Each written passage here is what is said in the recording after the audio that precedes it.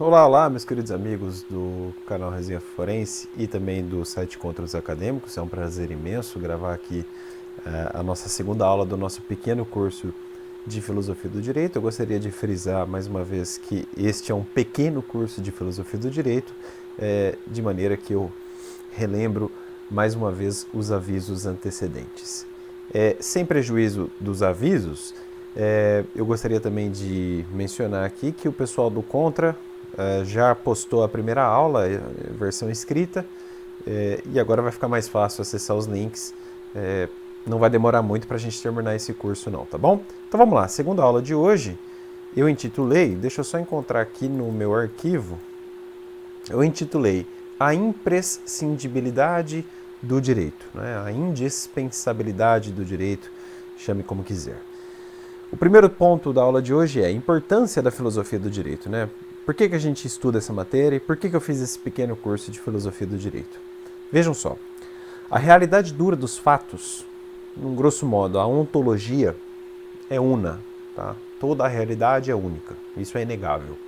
O vento lá fora, o fluxo de uma corrente marítima, a queda de um galho da árvore, o amadurecer da fruta, a anidação, etc, etc., são apenas alguns exemplos variados de como a realidade gigantesca que é impossível de ser apreendida pelo ser humano sem divisões, análises e abstrações. O direito, fato social que é fenômeno jurídico, evidentemente. E como tal, é um fenômeno uno, sim, realidade social única, mas que acaba se apresentando de diversos, ou melhor, sob aspectos diversos, né, de aspectos diversos, sob a manifestação de diferentes formas. Um penalista certamente estará preocupado com o aspecto criminal, então ele estudará a teoria da pena e a teoria do delito, por exemplo. Um civilista tentará compreender, por exemplo, um contrato, né, a origem do contrato, ou seja, os seus pressupostos de existência e os seus efeitos, né, o campo de eficácia jurídica de um negócio jurídico e, mais precisamente, de um contrato. Um processualista vislumbrará, por certo, a norma processual e a relação processual, e assim por diante. Né? O administrativista estará preocupado com a licitação, o constitucionalista estará preocupado com o controle de constitucionalidade e assim por diante. Existe, portanto, uma decomposição do direito em objetos particulares, mas isso não desfaz a ideia de que ele é um objeto único. O direito em si é um objeto único, dividido apenas didaticamente e diante de nossa incapacidade intelectiva em vários ramos.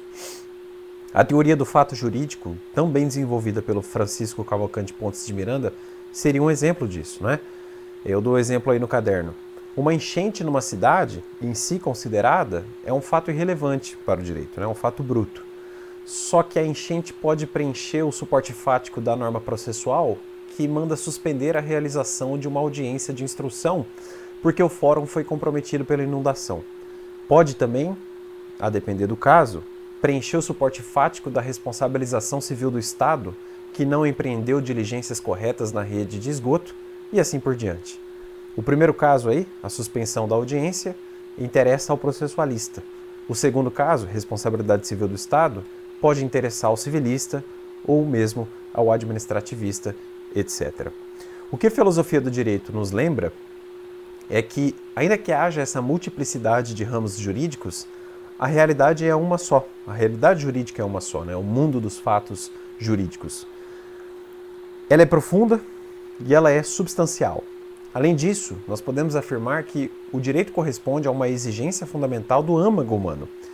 Mesmo que certas teorias comunistas afirmem o contrário, o direito é uma necessidade incontestável. O professor Marcos Bernardes de Mello, grande alagoano, grande jurista, escreveu na sua teoria do fato jurídico, mais precisamente no tomo sobre o plano da existência do fato jurídico, que o marxismo se funda, em última análise, na ficção de que o desaparecimento das lutas de classe pelo comunismo teria, como resultante, tornar despiciendo o direito e também o Estado. A verdade histórica, no entanto, frustra qualquer esperança de que a sociedade humana possa prescindir dos instrumentos de adaptação social, especialmente o direito. O professor Miguel Reale também teceu duras críticas ao materialismo marxista. A riqueza fenomenológica da Lebenswelt, né, de Husserl, o Miguel Reale gostava muito da fenomenologia do Husserl, é por ele utilizada, ou seja, pelo Miguel Reale utilizada, para criticar também o materialismo histórico de Karl Marx e a sua pretensão de buscar um a priori jurídico que só goza de consistência teórica interna e não explica, na verdade, o fenômeno do direito em sua inteireza, mas sim os pressupostos ideológicos centrados tão somente na assim chamada luta de classes. E aí eu transcrevo uma lição do Miguel Reale num famoso livro, né, O Direito como Experiência. Ele escreve: a primeira categoria de problemas que, a meu ver, recebe mais adequado tratamento em virtude da compreensão do direito como experiência, refere-se, preliminarmente, às tão discutidas relações de funcionalidade ou interdependência em que se encontra a experiência jurídica com as demais formas de experiência social. A colocação, por exemplo, das relações entre direito e economia em termos de experiência possibilita a análise do assunto segundo todas as suas perspectivas e implicações, sem ficar reduzida a uma das conhecidas interpretações de tipo reducionista, como a à maneira de Marx, entre infraestrutura e superestrutura, consequência de sua unilateral compreensão da história. Mais adiante, Miguel Reale escreveu na mesma obra o seguinte: a compreensão fenomenológica, ou como prefiro dizer, ontognoseológica, ao mesmo tempo que possibilita a recepção integral dos dados do real, reconhecendo o a priori material que condiciona o ato cognoscitivo, evita a redução das objetivações culturais a meros epifenômenos de uma infraestrutura de natureza econômica, por exemplo, tal como pretende o materialismo histórico. Então ele era um ferrenho crítico mesmo do marxismo nesse aspecto da negação do papel do direito, né? Essa crítica aí também alcança, curiosamente, o assim chamado anarcocapitalismo, né, dos libertários. Ainda que os libertários logrem ou consigam o sonho impossível de um mundo sem Estado, eles terão de se submeter a alguma escala deôntica, né? Isso é inevitável. A filosofia libertária prega justamente um mínimo ético de acordo com o qual nenhuma violência poderá ser empregada contra o não agressor. É o que eles costumam designar de PNA, princípio da não agressão. O libertário se opõe não apenas à interferência do governo sobre o direito de propriedade, mas também a todos os tipos de ataque à propriedade privada, como escreveu Rothbard. A rigor, nós temos aí uma máxima que pode ser considerada de cariz jusnaturalista. Para uma exposição didática sobre isso, eu citei aí um vídeo de um canal intitulado ancap.su.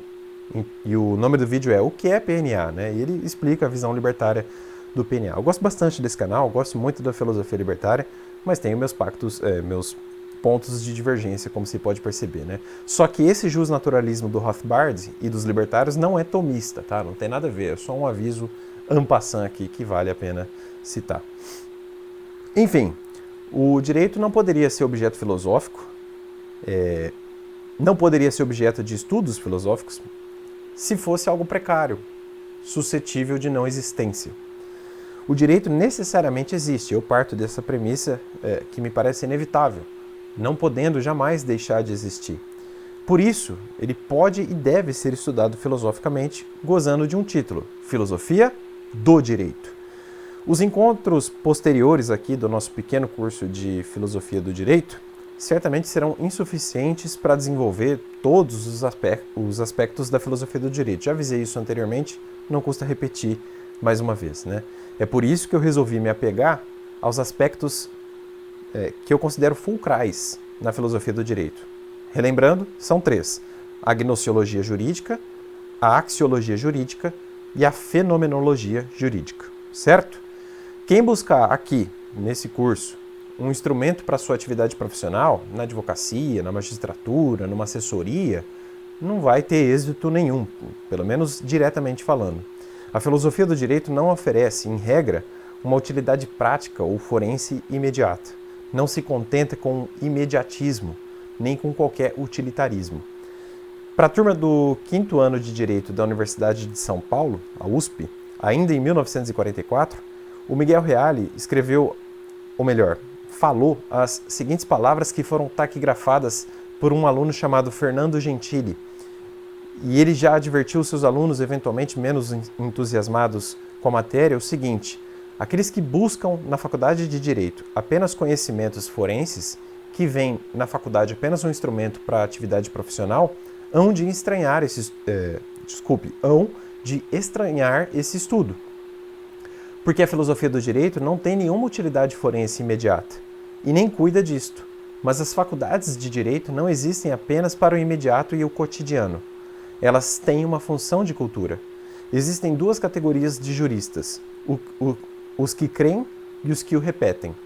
Os primeiros, ou seja, os que creem, são os que têm profundo conhecimento filosófico da ciência jurídica. A filosofia do direito não tem consequências práticas imediatas. Mas, não se iludam, não existe modificação relevante nos sistemas legais que não tenham razão de ser remota, que não tenham explicação última de natureza eminentemente filosófica. Esse material que eu tenho comigo, eu acho que é o livro mais raro que eu tenho na minha estante, que são folhetins da época mesmo do curso de Filosofia do Direito, das aulas do professor Miguel Reale. Eu guardo isso com muito carinho, gastei uma nota preta nesse material, e eu sou absolutamente fã do Miguel Reale, já deu para perceber a essa altura. Novo item aí do nosso caderninho diz o seguinte: modificações no direito positivo e filosofia do direito. Uma prova inconteste, na minha visão, da lição da aula anterior, da primeira aula, está na modificação, ou melhor, deixa eu só arrumar um erro material aqui. Prova inconteste da lição da aula anterior está na modificação que o direito positivo sofre com o passar dos anos, Ou seja, a modificação temporal do direito positivo, se modulando às exigências sociais, é uma prova incontestável da necessidade do direito e de como a filosofia do direito está por trás de tudo isso. Toda modificação tem uma explicação de fundo e ela será filosófica, sempre, sempre, sempre. Não duvidem disso. A assim chamada oralidade do processo, por exemplo, teria resultado de uma análise filosófico-crítica do conceito de ação e da análise da relação jurídico-processual. A ação, deixando de ser exercício de um direito subjetivo, passou a ter existência autônoma, e daí emergiu uma renovada dogmática processual. Por isso, eu poderia afirmar aqui que a filosofia do direito funciona sim como uma verdadeira vanguarda do estudo do direito, Aqui no Brasil, o Código de Processo Civil de 2015 nos trouxe um regulamento mínimo sobre os precedentes. Muita gente não gosta do jeito que ficou regrado. Os processualistas debatem em demasia essa matéria. Não é uma matéria assim bem vista por todos os processualistas, mas o fato é que por trás desse, entre aspas, avanço, existem bastidores filosóficos. Há muita filosofia por trás disso, Os filósofos do direito abrem o matagal e sobre esse chão limpo é que se constroem os prédios do direito positivo. Isso explica por que um estudante do direito brasileiro, que sai aqui do Brasil, terá maior facilidade de estudar direito em Portugal, não apenas pela origem lusitana dos institutos, mas sim por ter bebido das mesmas bases. Um estudante brasileiro de psicologia enfrentará dificuldades ao estudar em Portugal. E não porque está em Portugal, até porque a língua é a mesma, mas é porque ele jamais estudou o direito e, portanto, ele jamais lidou com a metalinguística jurídica. O direito em si é uma ciência e, como tal, deve ser estudado. O que seria, novo tópico aí do caderno, o que seria, Marcelo, a filosofia do direito? E qual é o seu espaço? É o último tópico da aula de hoje. E vejam como eu faço aulas curtas aqui no nosso pequeno curso, É realmente um manual prático de como você deve se situar na matéria. O que é a filosofia do direito? Primeira pergunta, e qual é o seu espaço? Pode parecer muito simplório mostrar que a filosofia do direito, porque do direito, acaba sendo um estudo do direito. Eu sei que é redundante, mas eu preciso mencionar isso algumas vezes. O estudo, entre aspas, científico do direito abrange, em suma, as dogmáticas, A dogmática processualística, a dogmática civilística, a dogmática administrativista, a dogmática constitucionalista e assim por diante. Já o estudo filosófico do direito implica em examiná-lo sob um ponto de vista especulativo. O Michel Villers traça um questionamento interessante que bem resume a importância da filosofia do direito, com uma formidável pergunta retórica. Essa pergunta para mim é fantástica. Ele diz: de que me serve conhecer os horários dos trens se não tenho a menor ideia do destino da viagem e da estação em que devo embarcar? Essa pergunta, para mim, resume bem por que a gente tem que estudar a filosofia do direito, de tempos em tempos, pelo menos, não é? Afirma-se ainda que a filosofia do direito pode se desmembrar, numa noção inicial, em dois campos. Um estudo filosófico ou jurídico, né? Ou melhor, um estudo filosófico do jurídico, em primeiro lugar, e em segundo lugar, um estudo filosófico do justo. Vejam, o estudo filosófico do jurídico, preso ao jurídico, é um estudo filosófico do direito stricto sensu. O segundo, que é um estudo filosófico do justo, porque preso ao justo, acaba sendo um estudo sobre a justiça e, portanto, tem um matiz, eu diria, mais transcendental. A filosofia do direito pode, assim, assumir que o que é justo é necessariamente jurídico, mas a recíproca não é verdadeira. Nem sempre o jurídico é o justo, não é? E é engraçado, a gente tem essa sensação dentro da gente. E muitas vezes, na prática, é engraçado, a gente às vezes ignora a lei por essa sensação de justeza instalada na praxe forense. Eu não poderia dar um exemplo agora, mas eu citaria Lindbe, né? Existem pontos da Lindbe que ficaram ultrapassados com o passar dos anos. Essa bifurcação aí que eu mostrei é provisória, mas ela é bastante razoável e faz pensar bastante. Antes de avançar nesse pequeno curso de Filosofia do Direito, eu vou recomendar aqui uma fantástica sequência de vídeos do queridíssimo professor Tércio Sampaio Ferraz Jr. Essa sequência de vídeos vocês encontram no YouTube. Por que estudar Filosofia do Direito? E é com o professor Tércio. Eu coloquei o link no caderno. Vale a pena dar uma olhada. Eu acho que é uma fala de 1 hora e o dono do vídeo desmembrou essa fala em 4 vídeos, tá? Então são 4 vídeos de 15 minutos ou algo mais ou menos parecido. Por favor, assistam a esse vídeo antes de prosseguir com este pequeno curso de Filosofia do Direito. Assistem não, né? Assistam este pequeno, ou melhor, esses vídeos antes de prosseguir aqui com o nosso curso, tá bom? Eu volto na terceira aula para falar do objeto da filosofia do direito e aí a gente vai conversar mais um pouco e fazer uma divisão da filosofia, uma divisão mais clássica. Isso a gente vai fazer na quarta aula, mas a terceira aula é importante para isso, tá certo? Um abraço forte, pessoal. Até mais.